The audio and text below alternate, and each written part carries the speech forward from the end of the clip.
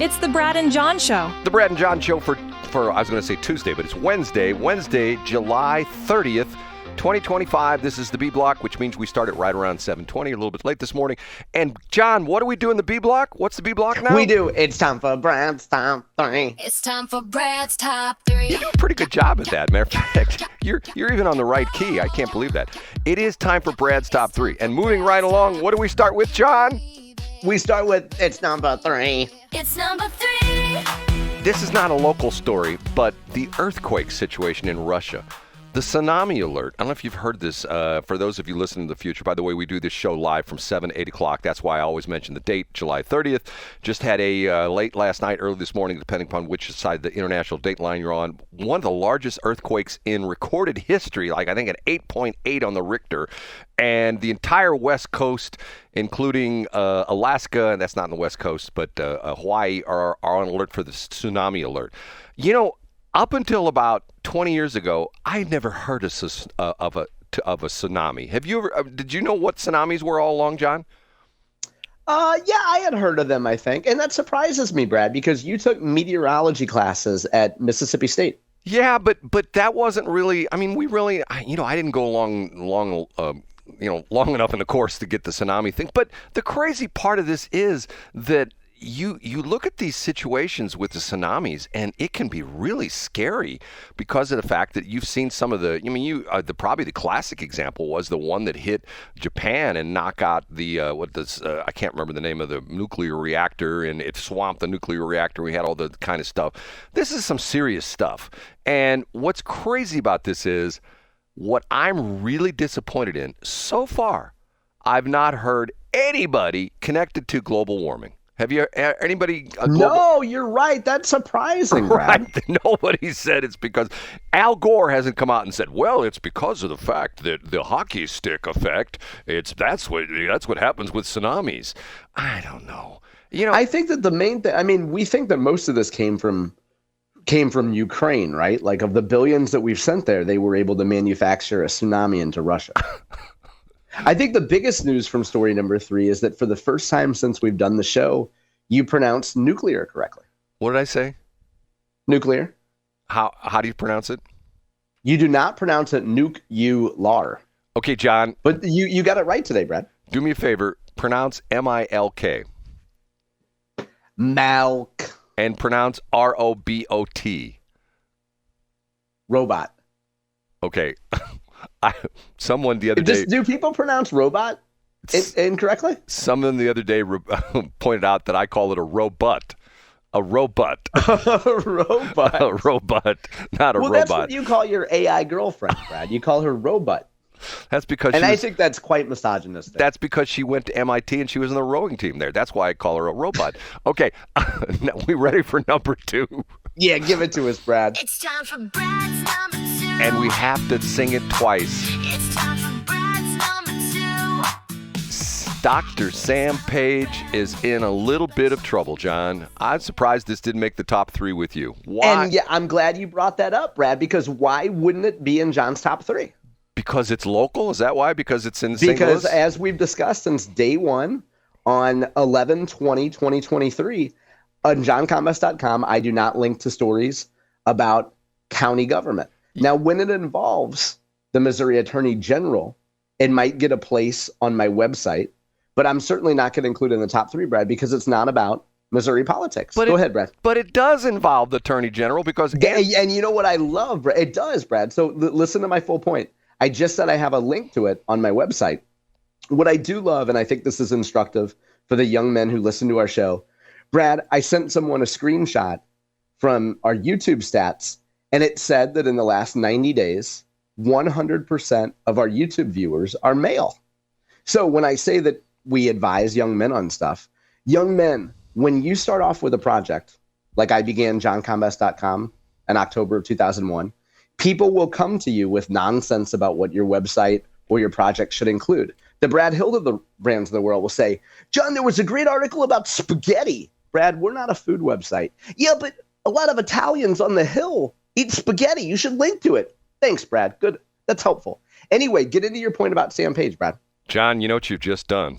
What have I done? you've pointed out an important aspect of a deficiency of our program. And you know what that is? Ooh, what's that, Brad? I don't even know where to start from all of the things that have been said that are just wrong. So, and tell for folks who don't know, and we have a lot of people that aren't in St. Louis County or in the region, Brad, what happened yesterday? What happened yesterday was that apparently they've raided the St. Louis County headquarters, the St. Louis. And who is they? What was it? Was it with the State Highway Patrol? Wasn't that what it was? That's correct. Yeah. And they took a bunch of records, and they took, I heard plural, cell phones. Do you think they grabbed Sam Page's cell phone? Yeah, he's talked about it. Yeah, this was in all the news reports. Yeah. Okay.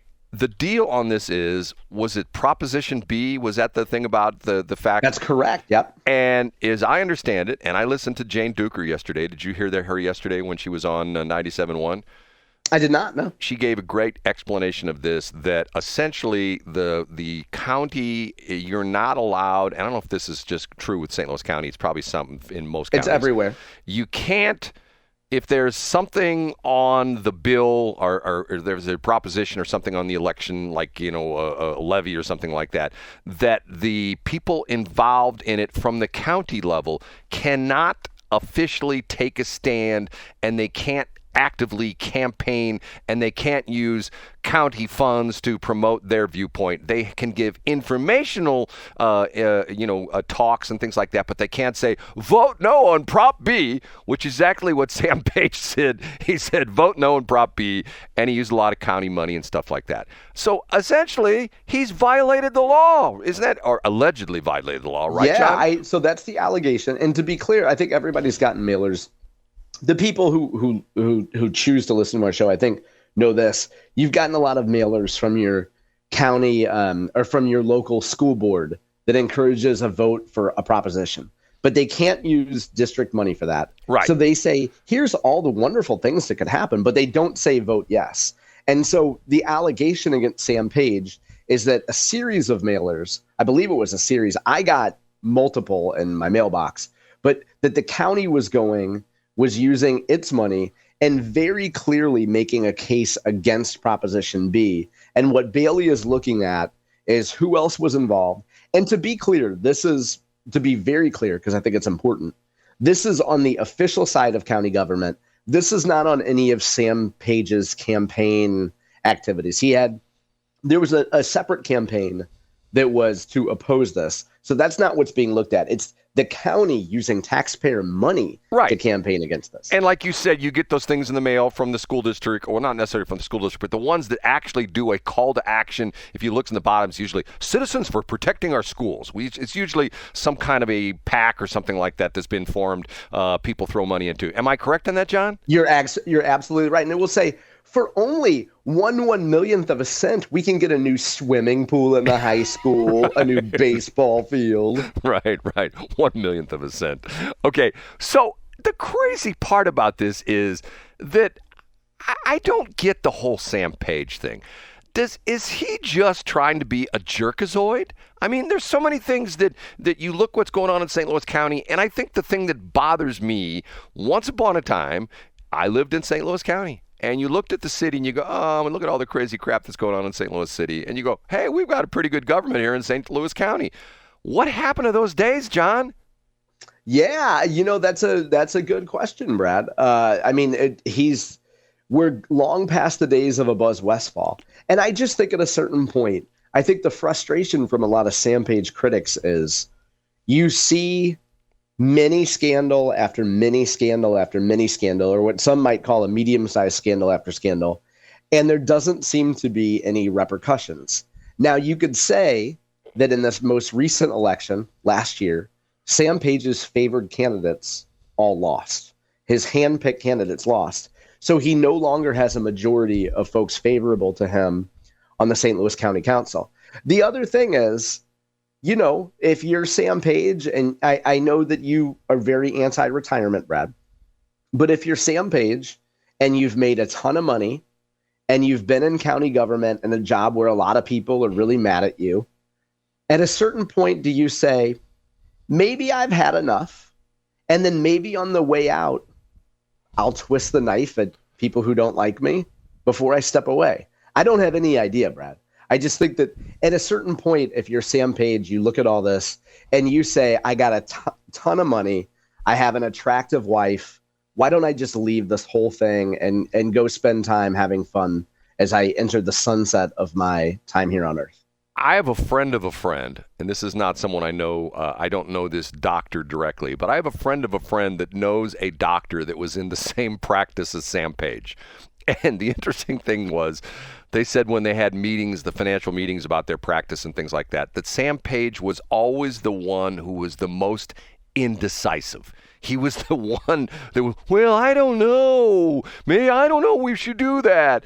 And is that the kind of person you want to run a million population county? You know what I'm saying, John? If that was true, then the answer would probably be no. Like if that, and I have no reason to not believe your anecdote, but from that one-off friend of a friend of a friend, fourth-hand anecdote, that it would seem as though maybe he's indecisive, but I don't know. And you remember the accusations of him, and I think they pretty much proved it, that he was doing because he's an anesthesiologist. He was doing surgery on the weekends, and yet that's expressly prohibited by the county charter, that you can't have, as county executive can't have a side job or anything like that, because it gives a taint of impropriety that, I'm the county executive, but I'm also doing this on the side, and it has nothing to do with my job the county executive, even though I have all this healthcare money that I spend in the county. You know what I'm saying, John? Well, for starters, I'm disappointed that we have to talk about Sam Page's taint. But also, I grew up in the 80s, Brad, and I heard that everybody's working for the weekend. Okay. Is it time for number one? Oh, give it to us, Brad. The big finish. And now, big finish, Brad's number.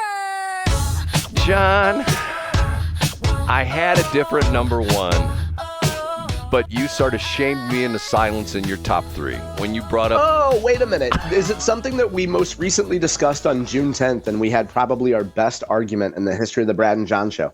Which was, remind myself. It was about a man who bought the Missourian, who I refer to as Brad with billions. And it involves a lot of rage, a lot of class envy, a lot of jealousy, and a lot of anger. Is it that story, Brad? John,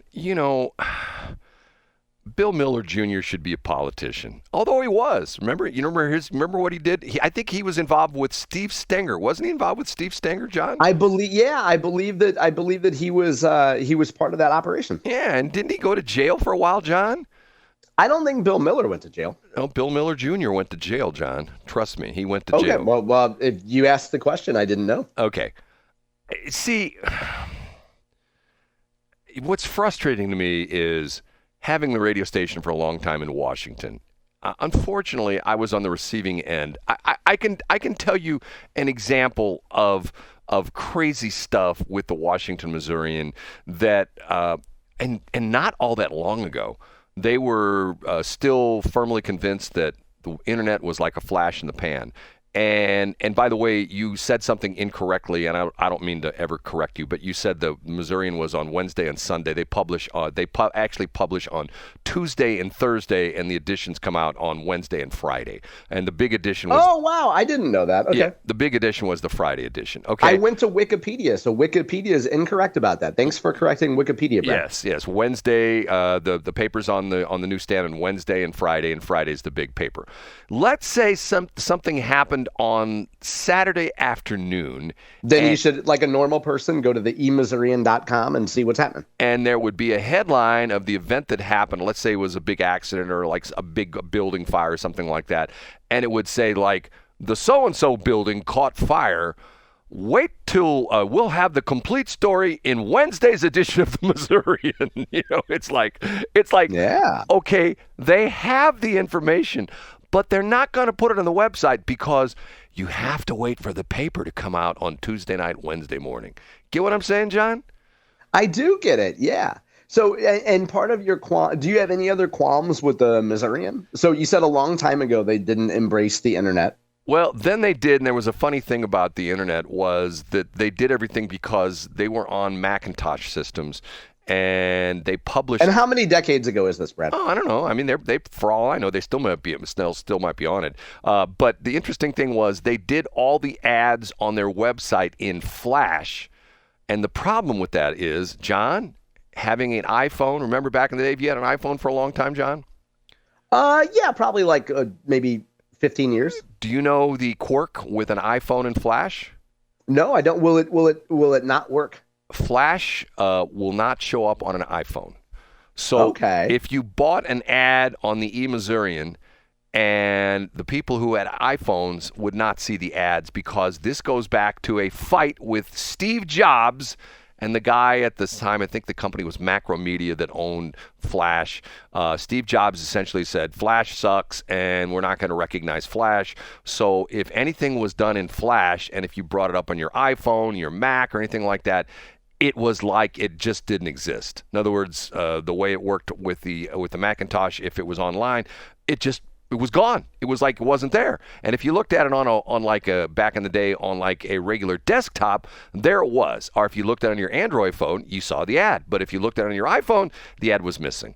See, the crazy thing about this is Bill Miller Jr. says, well, and I will assume they're probably under control. Was that your story? I was running around trying to fix something. Are they officially under the control of the Hoffman Media Group right now? Yeah, I believe the Hoffmans have already taken over. Do you really believe that this was something that they were thinking about before they were bought out?